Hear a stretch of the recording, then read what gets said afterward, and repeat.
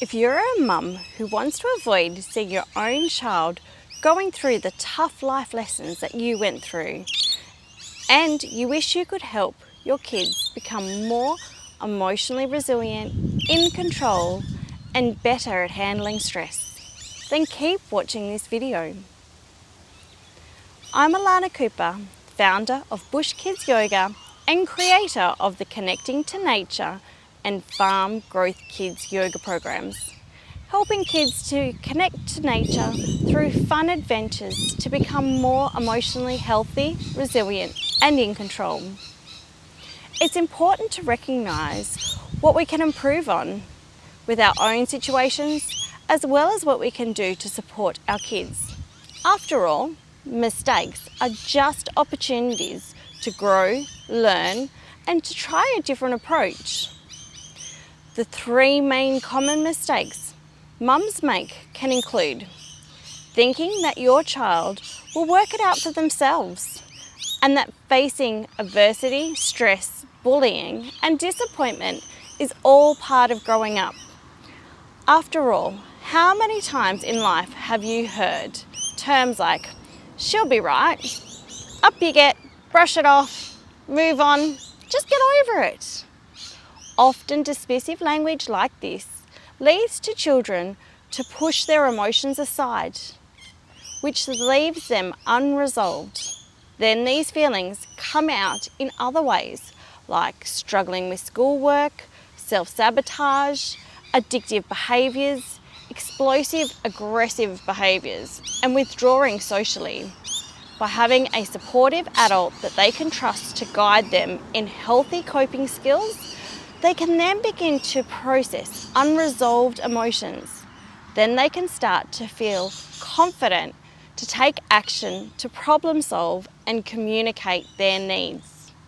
The second mistake is trying to distract your child from their feelings by drawing their attention to something else, or buying them something, or sitting them in front of their favourite TV show, movie, app, or game.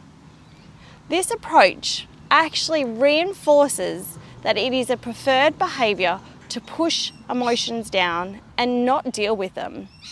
It can also be a cue to your child to feel like their discomfort has less value than your discomfort, and can turn into shame, guilt, and resentment. It also sets children up to feel entitled to receive rewards and gifts for other undesired behaviours, like the ones I mentioned previously. And it then becomes a source of confusion if the parents' reactions are not consistent.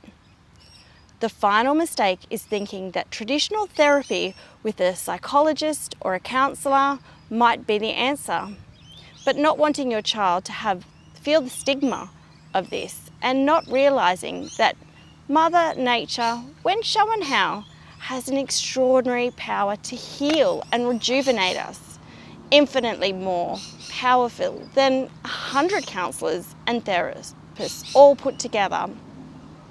The problem with traditional therapies is that the client does most of the talking and are expected to find out their own answers to their problems. But children often haven't had enough life experience or aren't developmentally ready to get to that knowledge themselves, which means that there are countless sessions, often with a large financial investment, with slow to no progress. Counselling can also be impersonal because they often don't discuss much of their own experiences and actual techniques and knowledge that can transform their clients' little lives, like breathing techniques, mindfulness skills, assisting their client to discover their values and passions and boundaries, to improve mindset, personal responsibility, physical movement, sound therapy, teamwork, cooperation, meditation, relaxation, and self-care strategies.